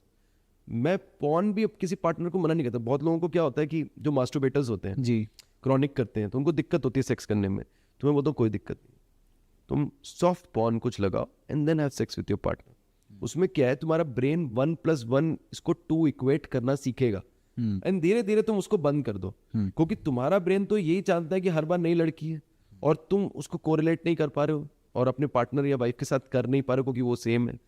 Put a soft porn, maybe you will be aroused in a better way and you will be able to do it rather than वो एक बार जो आदमी को लगता है ना मेरे से हुआ नहीं, वो उसके लिए बहुत बड़ा एक तोहमत एक तरह से फील करता है, उसकी ईगो हर्ट होता है, वो हर अगली बार के लिए और डर जाता है और वो अगली बार के लिए और नहीं कर पाता, वो एक विशियस साइकिल बन जाता है. यार मेरे से तो हुआ नहीं, अब अगली बार जब वो उसके साथ इंटीमेट होगा तो पहले से डरा हुआ होगा, यार लास्ट टाइम तो मैं कुछ कर नहीं पाया, मेरा तो खड़ा नहीं हुआ, मैं पेनिट्रेट नहीं कर पाई, या हुआ ये शक्ल से मालूम पड़ जाता है फीमेल की चीज़ नॉट, अरे यार 2 मिनट में खत्म हो गया, तो ऐसे ही देख रही है, मतलब dissatisfaction is very evident specially in young couples. तो ये दिक्कत जो है इसको अवॉइड करने के लिए I think if you have the slightest doubt about your sexual wellbeing, ज़्यादा कुछ पैसा नहीं लगता है, आराम से विजिट कर सकते हो यूरोलॉजिस्ट को. अमेरिका में I have patients from America Canada who do online consultation, 3 महीने वेटिंग टाइम है यूरोलॉजिस्ट को मिलने की, और इंडिया में मैं कहूँगा शायद 30 मिनट भी नहीं होगी. तो इतना फ्रीली हेल्थ केयर आपके पास अवेलेबल है, इससे अच्छा हेल्थ केयर सिस्टम पूरे वर्ल्ड में नहीं है, तो use it. Why do you feel that you can not use it? Advice माननी नहीं माननी वो तुम्हारे पर है, राइट. ठीक है, तुम्हें नहीं समझ आ रहा मत मानो, कोई बात नहीं, तुम अपना भी R&D रिसर्च कर लो, बट विजिट अ यूरोलॉजिस्ट. सबसे बड़ा प्रॉब्लम है AI, चैट GPT, उससे लोग पूछ बहुत सारी चीज़ें हैं, ओपन AI, चैट GPT के. देखो all these things should be used in constructive way. अभी मेरे पास एक पेशेंट आया, उसने क्या करा, आपने एक यूरेटर में स्टोन अल्ट्रासाउंड की रिपोर्ट चैट GPT पे डाल दी. चैट GPT ने बोला भैया दवाइयाँ ले लो, ये हो सकता है इससे निकल जाए, नहीं तो उसने एंड में लिखा है विजिट अ यूरोलॉजिस्ट, पूरी कहानी लिखने के बाद वो उसने उसके दिमाग से डिलीट कर दी. बोला छोड़ यार, दवाई बता दी, सब कुछ बता दिया, क्या एंड की लाइन क्या पढ़ना है, जाके दवाई ले ली, पेन खत्म हो गया, बहुत अच्छी बात है. 3 महीने बाद उसको फिर से पेन हुआ, अब उसने अल्ट्रासाउंड कराया, स्टोन का साइज बड़ा हो गया, किडनी खत्म, किडनी हो गई पानी का गुब्बारा, सीवियर हाइड्रोनेफ्रोसिस, कॉर्टिकल थिनिंग. अब उसने डाली चैट GPT. चैट GPT ने लिखा ये रिपोर्ट सजेस्ट करती है कि भैया आपकी किडनी ढंग से काम नहीं कर रही, तो इस किडनी को निकलवाना पड़ेगा. अब उसके हो गए पसीने, तुरंत दौड़ा यूरोलॉजिस्ट के पास, मेरे पास ही आया था, तो मैंने उसकी रिपोर्ट फिर CT कराया, DTPS स्कैन कराया, अनफॉर्चुनेटली उसकी किडनी खत्म हो चुकी थी. तो there are medicine which relieve the pain, but stone नहीं निकला. भाई अगर तब आप दिखाते तो उसमें हम डिस्क्लेमर लिखते हैं, जैसे ना वीडियोस में डिस्क्लेमर, तो हम भी बताते हैं कि सर कोई बात नहीं, आप दवाई लीजिए स्टोन के लिए, कोई दिक्कत नहीं है, निकल सकता है, ऊपर वाले की दुआ हुई, हमारी दवा काम करके निकलेगा, लेकिन रिपीट चेकअप जरूर कराएं 2 हफ्ते बाद, उससे हमें ये मालूम पड़ेगा निकला कि नहीं निकला, ये कहाँ फंसा है. आपके लिए भी एक सेफ्टी है, आपका पेन खत्म हो गया, आप आराम से अपने मस्त हो गए बटर चिकन में तो आप भूल गए. तो AI भी एक बहुत डिफरेंट रोल प्ले कर रहा है आजकल. आजकल आप अपना सिम्टम्स डालिए, आपको बता देगा सब चीज़ें, बट जो हम पेशेंट को देख के, एक पेशेंट उसके टेस्टिस में पेन था, उसे चैट GPT में डाला, उसे दुनिया भर के कॉज बता दिए, बट वो अच्छा हुआ क्योंकि पेशेंट डर गया, वो आया, मैंने बोला नहीं भाई टॉर्जन नहीं है, भाई टेस्टिस घूम जाता है अपने एक्सेस में, तो उसको हम कहते हैं टेस्टिकुलर टॉर्जन. ये एक यूरोलॉजिकल इमरजेंसी होता है, ये यूजुअली यंग एडोलेसेंट्स में होता है, तो उसमें हम सर्जरी करके टेस्टिस को फिक्स करते हैं. अगर विद इन 4 to 6 आवर्स आए तो वी सेव द टेस्टिस, नहीं तो उस टेस्टिस को निकालना पड़ता है. तो डरा दिया चैट GPT ने उसे, तो अच्छा हुआ, वो आया दिखाया, मैंने बोला नहीं इन्फेक्शन है, ये सिर्फ एपिडिडमाइटिस है, माने टेस्टिकुलर इन्फेक्शन है, एपिडिडमिस में इन्फेक्शन है. तो in both ways it goes, but it all depends how you interpret, भाई आप किस तरह से उसको पढ़ रहे हो और समझ रहे हो, और आपको कितना वो है, क्योंकि एग्जामिनेशन तो समझ आया ना क्या है दिक्कत जी, वो एग्जामिन तो नहीं कर पा रहा है, कंप्यूटर के हाथ से हाथ निकाल के तो गोटियां नहीं पकड़ के देख लेगा, या ये चीज़ें नहीं कर पाएगा, ये चीज़ रहती है जी. अभी हम आएंगे थोड़े से डायरेक्ट क्वेश्चंस के ऊपर जो बहुत ही कॉमनली लोगों में हैं, आसपास सुनने को मिलते हैं. किडनी स्टोन है तो भाई बियर पियो, और वो आपकी जो यूरिन का जो रास्ता होता है उस रास्ते से निकल जाएगी. क्या कहोगे इस बारे में? देखिए बियर फॉर किडनी स्टोन्स, ये जो है ना, ये अरसों से प्रथा है जो चली आ रही है. और ये प्रथा कहाँ से है? चाचा ने बताया, मामा ने बताया, अरे भाई ने बता दिया, अरे व्हाट्सएप ग्रुप में बता दिया भाई कि बियर पी ले स्टोन निकल जाएगा. अरे मैं भी कहता हूँ बियर पीने से स्टोन निकल जाएगा, लेकिन पूरी चीज़ तो समझो. देखो बियर क्या करता है, बेसिकली फोर्स्ड डाययूरेसिस करता है. तुम बियर पी लो या कोई टैबलेट खा लो जो ये सब काम करती हैं, तो बहुत ज़्यादा यूरिन बनाता है और आपको स्टोन निकालने के लिए हेल्प करता है. 10 में से 6 स्टोन निकलते भी हैं बियर से, अगर छोटे साइज के हो.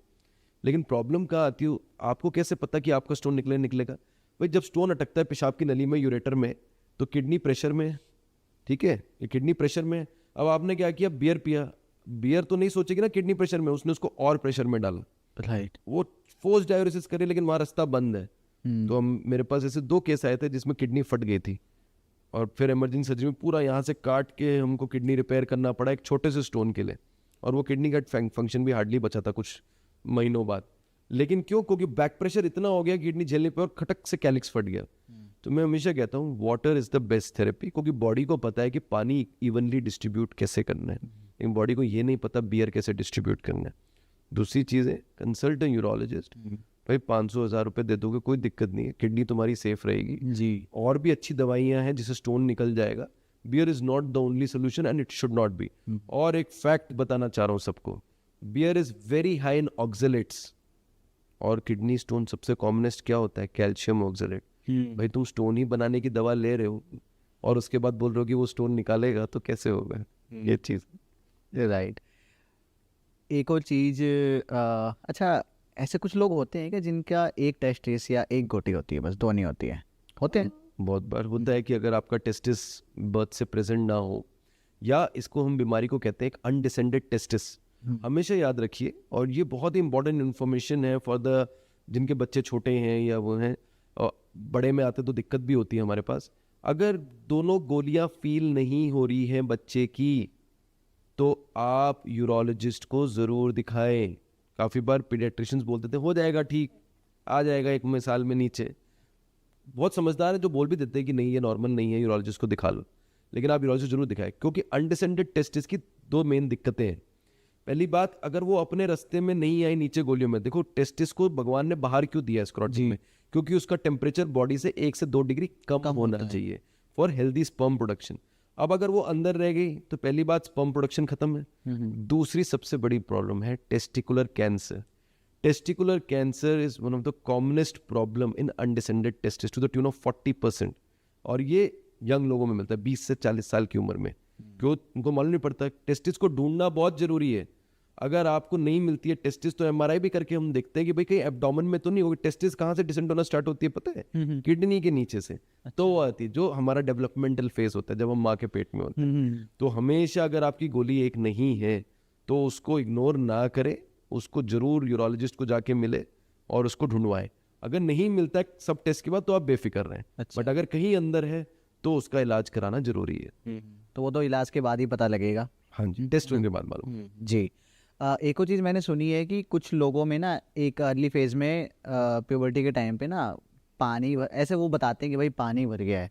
एग्जैक्टली क्या होता है वो? देखिए बहुत ही कॉमन प्रॉब्लम है, it's not about puberty, is called hydrocele. Hydrocele होता है कि आपके टेस्टिस के लेयर्स में, माने ट्यूनिका वेजिनालिस में पानी फ्लूइड भर जाता है। जी। इसके कारण नॉर्मल फ्लूइड भरने से भी होता है, या इन्फेक्शन से भी हो सकता है, या चोट लगने या ट्रॉमा से भी हो सकता है। अगर इन्फेक्शन से होगा और माइल्ड है तो दवाइयों से रिजॉल्व हो जाएगा। बट अगर आपका हाइड्रोसील बड़ा है, मतलब गोलियों में पानी ज़्यादा है, तो उसका एक सीधा साधा इलाज है हाइड्रोसिलेक्टमी। हाँ। इसको यूट्यूब में देख के, दुनिया भर में देख के, लेज़र से होता है, ये होता है, हर जगह पे लेज़र नहीं चलता है। वो सिर्फ आपका पैसा लूटने के लिए बोल रहे हैं। सिंपल सरल प्रोसीजर, हार्डली आधे घंटे का प्रोसीजर नहीं है, उसको करा के उसको हम कर देते हैं। हाँ, अब ये पूछोगे कि फिर से होता है नहीं होता, नहीं होता। अगर आपने हाइड्रोसील में वर्जन कर दिया निकाल के सैक, तो वो नहीं होगा। अगर आपने सिरिंज डाल के पानी निकाला, जो छोटे शहरों में या गांव में करते हैं, तो वो इन्फेक्ट भी हो जाएगा और गोलियों को खराब भी कर देगा। एक और चीज़ है जो कुछ साल पहले गवर्नमेंट ने एक मिशन भी चलाया था, नसबंदी, सिंपल टर्म्स में बोलूँ तो होता है। तो वो चीज़ भी सेफ है या कितनी सेफ है, या उसका भी कुछ दुष्प्रभाव हो सकता है, सिंपल टर्म्स में बोलूँ? देखिए नसबंदी बिल्कुल सेफ प्रोसीजर है, उससे कोई इरेक्टाइल डिसफंक्शन नहीं होता। आपने बहुत ही अच्छा टॉपिक उठाया and I am very happy, क्योंकि आपके चैनल से इतने लोग जो देखेंगे उनको भाई नसबंदी एब्सोल्युटली सेफ है। फीमेल के लिए फैलोपियन ट्यूब लाइगेट कराना माने लेप्रोस्कोपिक करके उसको लाइगेट कराना, राइट। ठीक है। उससे अच्छा नसबंदी बहुत ही सिंपल प्रोसीजर है जो लोकल एनेस्थीसिया में होता है। वहाँ पे इसको हम कहते हैं, जो सरकार भी चलाती है, मैं भी करता हूँ, उसे हम कहते हैं नॉन स्कैल्पल वैसेक्टमी। वहाँ पे वास को लेके हम उसको कट करके टाई कर देते हैं लोकल एनेस्थीसिया में दोनों तरफ। जो निकलता है उसको बायोप्सी के लिए भेज देते हैं टू प्रूव कि ये वास हुआ है। इसके बाद आपको कम से कम 3 से 6 महीने सेक्स नहीं करना होता विदाउट प्रोटेक्शन, या रफली हम कहते हैं कि 40 टाइम्स मास्टरबेट या सेक्स करने के बाद ही जो होता है उसका सेफ होता है कि आप उसके बाद आप सेफ सेक्स कर सकते हैं। It is a good method for sterility, इससे कोई इरेक्टाइल डिसफंक्शन नहीं होता। ये एज कम्पेयर टू फीमेल्स करवाएं उससे ज़्यादा सेफ होता है। बिल्कुल। ठीक है। दिन में कितनी बार सेक्स नॉर्मल होता है? देखिए ये डिपेंड करता है कि भाई आपकी फिजिकल स्टेमिना में, आपके एज पे, आप न्यूली मैरिड है तो शायद आप डेली भी कर सकते हैं। भाई एवरेज जो मैं कहता हूँ किसी भी कपल के लिए I think 2 to 4 times per week is healthy जी। ये है। तो दिन में अगर आपकी फिजिकल स्टेमिना अच्छी है, आप अभी यंग न्यूली मैरिड हो, आप डेली करिए, इसमें कोई हार्म नहीं है। जी। Is it normal to bleed after sex या ड्यूरिंग सेक्स? देखिए ब्लीडिंग अगर आप फर्स्ट टाइम सेक्स परफॉर्म करते हैं as a female and you have a hymen, जिसे हम कहते हैं भाई झिल्ली, जी, तो वो ब्रेक होती है बहुतों में, तो ब्लीडिंग होती है, that is very normal. But there are other causes that you need to be warned of, like vaginal infection, cervicitis, आप अगर कोई इंट्रा यूट्राइन डिवाइस डला हुआ है, ओरल कॉन्ट्रासेप्टिव पिल्स पे हैं, कुछ कैंसर्स लाइक सर्वाइकल कैंसर, ये सब भी ब्लीड कर सकता है। तो अगर आप ब्लीड कर रहे हैं आफ्टर सेक्स तो आप अपने एक बार गायनेकोलॉजिस्ट को जरूर मिले। राइट। सो अभी हम एंडिंग की तरफ बढ़ रहे हैं, तो कुछ ऐसे क्वेश्चन जो अभी बचे हुए हैं बहुत ही कॉमन हैं, जैसे कि वैसे तो हम लगभग सब कुछ कवर कर ही चुके, कुछ ऐसा हो जो आपको भी ध्यान में आ रहा हो जो लोगों को पता होना चाहिए। मैं देखो आपके माध्यम से तो ऑडियंस को और दर्शकों को यही कहना चाहूँगा कि देखिए sexual health is very important. ये बहुत ही इम्पॉर्टेंट चीज़ है जो हमारे समाज में लोग रियलाइज़ नहीं कर रहे हैं, जो डर के बैठे हैं, जो एक्सप्रेस नहीं करते हैं, जो अपने पार्टनर से डिस्कस नहीं करते और सफ़र कर रहे हैं। देखिए rather than a failed marriage, आपकी मैरिज फेल हो और उस टाइम पे जब आपका मनोबल ख़त्म हो चुका है आप डॉक्टर के पास पहुँचे, उससे अच्छा जब आपको इनिशियल कोई सिम्टम्स हो रहे हैं कि आपको लिंग में तनाव में दिक्कत आ रही है। देखो सबको पता है कि मैं सेक्स कर रहा हूँ, अगर लिंग में तनाव नहीं आ रहा तो वो एबनॉर्मल है, या पेनिट्रेशन से पहले चला जा रहा है, या जल्दी मैं एजैकुलेट कर रहा हूँ, या मेरी पार्टनर सेटिस्फाइड नहीं है, तो आप अपने यूरोलॉजिस्ट या एंड्रोलॉजिस्ट से ज़रूर मिलें। तो mental health and sexual health are definitely interlinked. भाई हम क्यों कहते हैं having sex is good for health? It boosts your morale, it is a mood enhancer, it releases many positive hormones in your body. तो ये सब चीज़ों से आपका मेंटल वेलबींग अच्छा होता है, आप खुश रहते हैं। और देखिए जीवन में अगर आप खुश नहीं रहे तो क्या फ़ायदा है? राइट। पैसा कमाया, सब कुछ किया, अगर खुश नहीं रहे तो क्या फ़ायदा? अगर आप पारिवारिक सुख नहीं है, आप और आपके पार्टनर की केमिस्ट्री ठीक नहीं है किसी भी कारण से, तो ये चीज़ें बहुत इंपॉर्टेंट हैं। और मैं हमेशा कहता हूँ doctors are very easily available in India. It's just that आपको बस कंसल्ट करना है, अपनी प्रॉब्लम लेके जानी है बस उनके पास, और राइट डॉक्टर के पास। अगर आप गलत डॉक्टर के पास जाएंगे, किसी झोला छाप के पास जाएंगे, तो शायद आपके भी हेल्थ को नुकसान होगा। तो ये चीज़ ना देखें, आप जेन्युइन डिग्री चेक कर सकते। कोई भी डॉक्टर हो, आप गूगल सर्च करिए, उसकी नंबर डालिए, MCI, DMC, UPMC जो भी हो, जो उसका रजिस्ट्रेशन नंबर है, सारी डिटेल्स आपको मिल जाएंगी कि उसकी डिग्री क्या है। तो उससे आपको मालूम पड़ जाएगा कि वो जेन्युइनली क्वालिफाइड है कि नहीं है। It's right. How can we reach you? So I practice in Noida Extension. I have my own clinic, और बिल्कुल विकास भाई जो है मेरा नंबर भी नीचे मेंशन कर देंगे। आप मेरे YouTube चैनल पे भी और Instagram पे भी @Dr. Venkatesh _urologist आप सर्च कर सकते हैं। बोथ YouTube, Insta पे मैं ऐसी वीडियोस बनाता रहता हूँ फॉर जनरल पब्लिक अवेयरनेस, और ये फ्री चैनल है, इसमें कोई भी वो नहीं है। तो you can always take the information, और वहाँ पे मेरे नंबर्स, स्टाफ के नंबर्स, मेरे पास इंटरनेशनल पेशेंट्स हैं, बहुत स्टेट से पेशेंट्स जो क्वेरी भेजते हैं। I try to answer most of them, जो भी मैं हेल्प कर सकता हूँ मैं हमेशा करता हूँ विकास भाई। राइट। सो आपकी एज यू मैंशनड आपकी सारी ही डिटेल्स हमारे डिस्क्रिप्शन बॉक्स में और पिन कमेंट में भी लोगों को मिल जाएंगी। They can reach you, thank you. Consult कर सकते हैं, और अगर उन आपसे बात होती है तो डायरेक्टली आपके क्लिनिक पर रीच भी कर सकते हैं। बिल्कुल भी हेजिटेट मत करना, बिल्कुल आप समझना, क्योंकि ये जो फील्ड है ना, इंडिया में एक टैबू टॉपिक है सेक्स, है ना। तो अगर आप और मैं, हम दोनों किसी भी तरीके से लोगों को रीच कर सके, उनकी प्रॉब्लम्स को सोल्व कर सके, जो शायद कोई और ना कर पाए। तो इससे अच्छा आई डोंट थिंक कि कुछ और हो सकता है। बाकी आई रियली वांट कि हम दोबारा से मिलें और भी काफ़ी सारी चीज़ें डिस्कस करें, बिकॉज इस टॉपिक से रिलेटेड या फिर किसी भी टॉपिक से रिलेटेड एक पॉडकास्ट में सब कुछ कवर नहीं हो सकता है। अभी भी बहुत कुछ हमने ट्राई किया है कि इसमें मल्टीपल चीज़ें हम कवर करें, बट स्टिल बहुत सारी चीज़ें बची हुई हैं। सो मैं लोगों को चाहूँगा कि आप भी कमेंट में हमें बताइए कि क्या टॉपिक्स हो सकते हैं जो हमें डिस्कस करना चाहिए अपने अगले पॉडकास्ट में। आपको कोई प्रॉब्लम है तो प्लीज़ आप कंसल्ट कर सकते हैं, या फिर कोई सजेशन हो तो आप कमेंट सेक्शन में शेयर कर सकते हैं। इस वीडियो को, इस पॉडकास्ट को प्लीज़ आप शेयर कीजिए सभी अपने दोस्तों के साथ, अपने रिलेटिव्स के साथ, जहाँ भी आपको लगे कि शेयर करना चाहिए। वी डोंट नो कि आप किसकी हेल्प कर दें शायद अनजाने में।